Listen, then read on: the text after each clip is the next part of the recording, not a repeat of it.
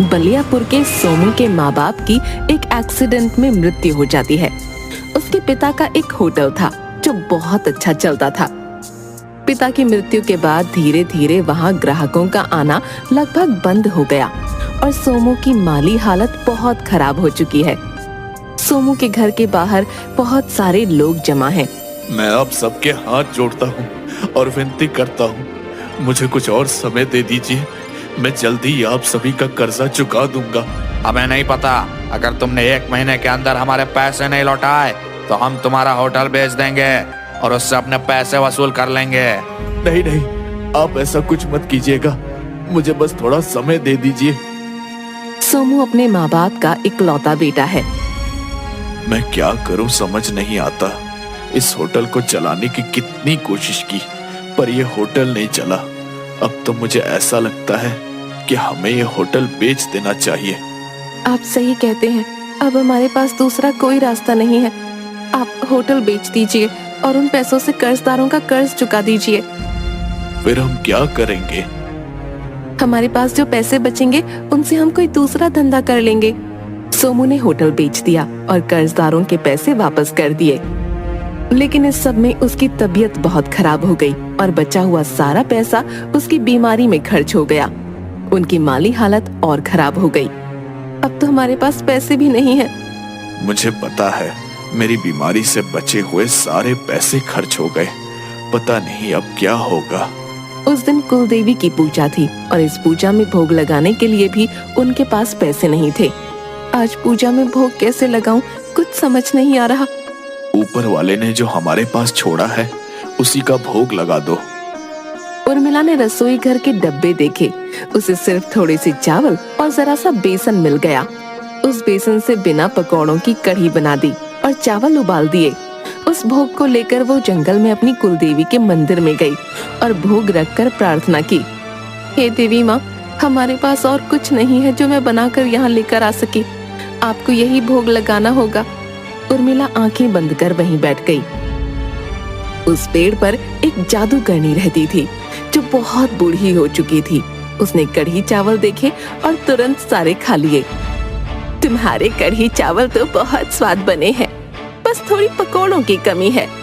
उर्मिला ने आवाज सुनकर घबराते हुए अपनी आंखें खोलीं। आप कौन हैं और आपने ये क्या किया?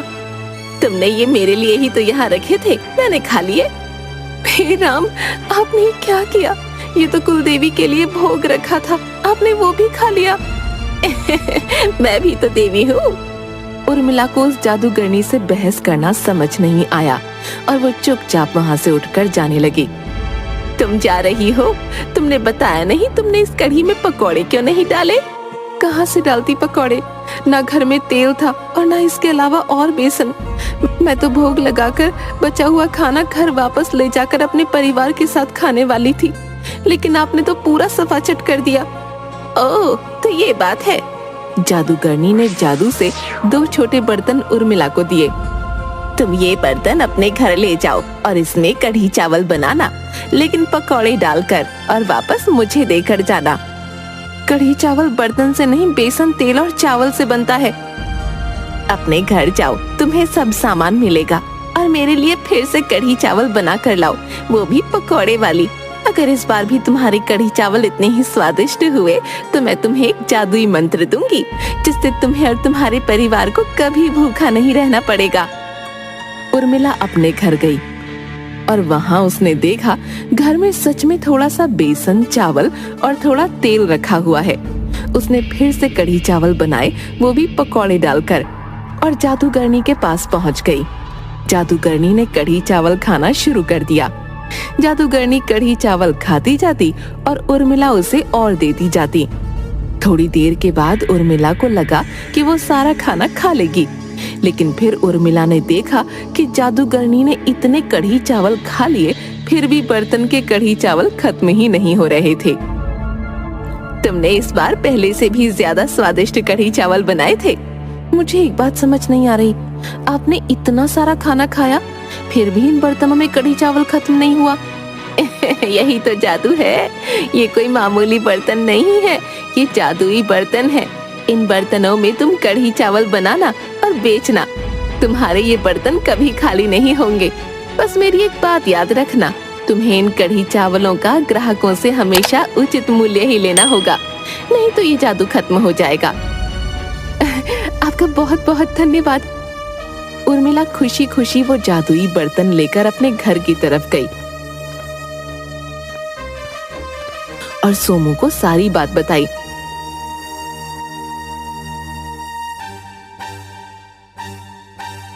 दूसरे दिन से वो दोनों बाजार में कढ़ी चावल बेचने लगे। जो ग्राहक एक बार उर्मिला का बनाया कढ़ी चावल खाता, हर रोज वही कढ़ी चावल खाने आता। धीरे धीरे उनके कढ़ी चावल लोगों को बहुत पसंद आने लगे और उनके कढ़ी चावल के मेज के आगे लोगों की लाइनें लगने लगी। अरे वाह भाई वाह, क्या कढ़ी चावल बनाती हो बहन, मजा ही आ गया। भाई मैं तो चाहे घर से जो मर्जी खा लूं, जब तक यहाँ के कढ़ी चावल ना खा लूं पेट नहीं भरता। अरे वाह, थोड़ा सा कढ़ी चावल और डाल दो इसमें। अरे हाँ लो ना, और लो।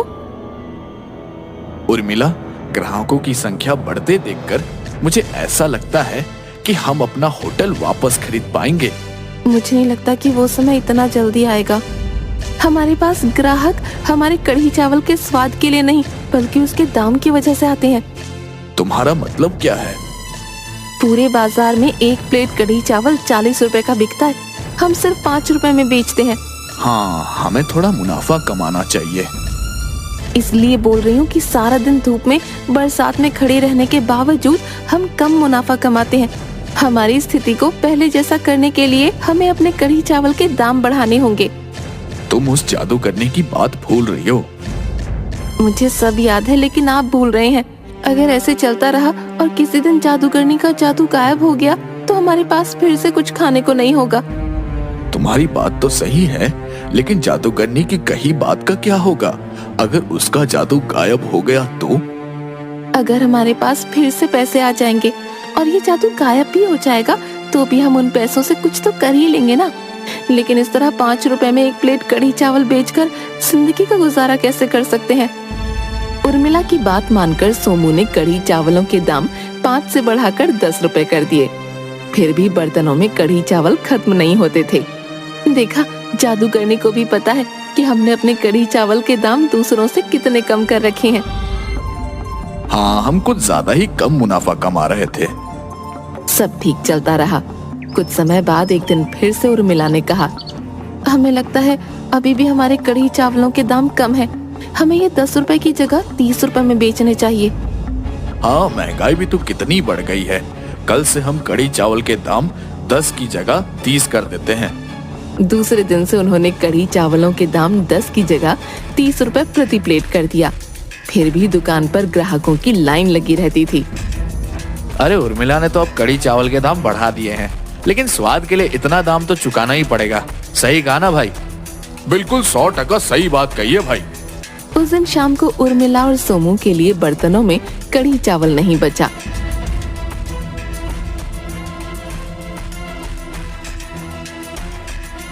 दोनों इतना थके थे कि बिना कुछ खाए ही सो गए।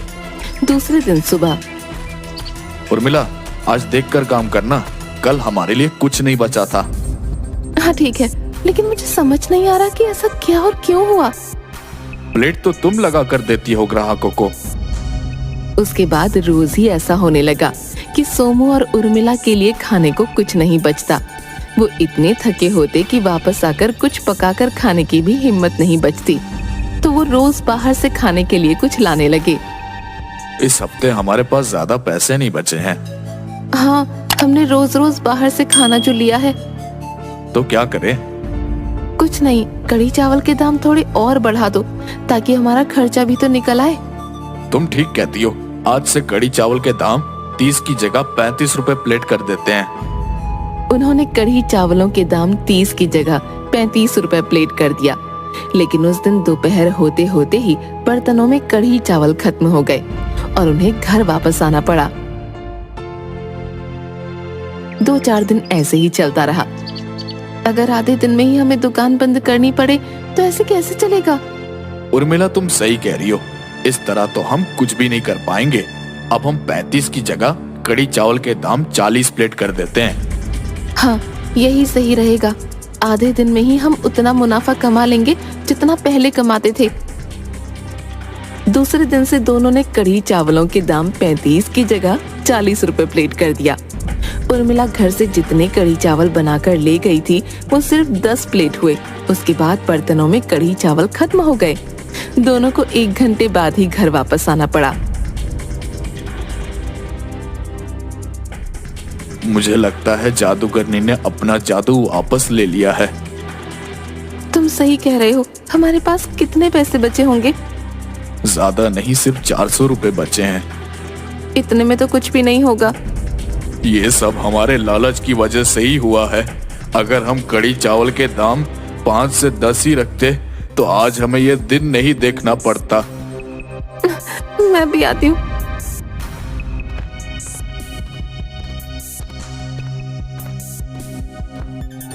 उर्मिला वापस उस पेड़ के पास गई और जादूगरनी को आवाज देने लगी।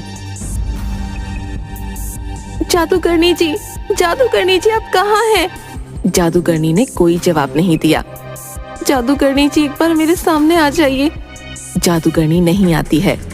सिर्फ एक बार मेरे सामने आ जाइए, मुझे आपसे बहुत जरूरी बात करनी है। हाँ बोलो, तुम्हें क्या बात करनी है? मुझे माफ कर दीजिए, माफ कर दीजिए, मुझे मैंने लालच किया। हाँ तुमने सही कहा, तुमने लालच किया। मैंने तुमसे कहा था तुम अपने कढ़ी चावलों के दाम ज्यादा नहीं रखोगी, उसे कम मुनाफे पर ही बेचकर पैसा कमाओगी, लेकिन तुमने ऐसा नहीं किया। अपने लालच में तुमने सब गंवा दिया। मुझे माफ कर दीजिए, मैं जानती हूँ बहुत बड़ी गलती की मैंने। मैं कम मेहनत में ज्यादा पैसे बनाना चाहती थी, मुझे माफ कर दीजिए। ठीक है, मैं तुम्हें माफ करती हूँ। आपका बहुत बहुत धन्यवाद जो आपने मुझे मेरी इतनी बड़ी गलती के लिए माफ कर दिया। अब मुझसे क्या चाहिए तुम्हें? कुछ भी नहीं, आपने मुझे एक अनमोल चीज दी थी और मैंने अपने लालच की वजह से उसे खो दिया। अब मुझे कुछ नहीं चाहिए। इतना कहकर उर्मिला वापस अपने घर को चली गई।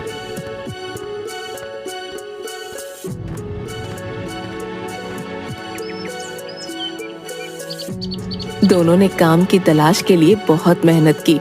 लोगों के पास गए, दुकानों पर गए, लेकिन किसी ने उन्हें कोई काम नहीं दिया। 2 दिन बाद दोनों रात को घर में बैठे हुए अपने किए पर पछता रहे थे। तभी जादूगरनी आई। उर्मिला, मैं तुम्हारे घर कढ़ी चावल खाने आई हूँ, वो भी तुम्हारे हाथ के बने हुए। बैठिए, मैं जरूर आपके लिए कढ़ी चावल बनाऊंगी, लेकिन बिना पकौड़ों के। तुम्हें पता है मुझे बिना पकौड़ों के कढ़ी चावल पसंद नहीं। बिना पकौड़े के मत बनाना। हमारे घर में तेल नहीं है। अपनी रसोई घर में जाकर तो देखो। उर्मिला रसोई में गई और उसे वहाँ तेल की बोतल दिखी। उसने जादूगरनी के लिए पकौड़े डालकर कढ़ी चावल बनाए और बड़े प्रेम से उसे खिलाने बैठ गई। जादूगरनी ने पेट भर कर कढ़ी चावल खाए।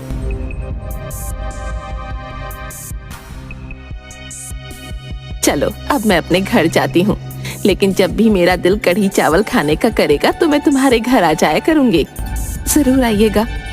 जादूगरनी के जाने के बाद जब उर्मिला और सोमू घर के अंदर वापस आए तो उन्होंने देखा कि उन बर्तनों में तो कढ़ी चावल भरे हुए हैं। वो दोनों समझ गए कि जादूगरनी ने उन्हें माफ कर दिया है और अपना जादू का बर्तन उन्हें वापस दे गई है। दूसरे दिन से पहले की तरह दोनों ने 5 रुपए प्लेट के कढ़ी चावल बेचना शुरू कर दिया और धीरे धीरे उनकी स्थिति पहले जैसी हो गई। सोमू को अपने पिताजी का होटल वापस मिल गया। अब वो दोनों आराम से वहाँ बैठकर कढ़ी चावल बेचते हैं।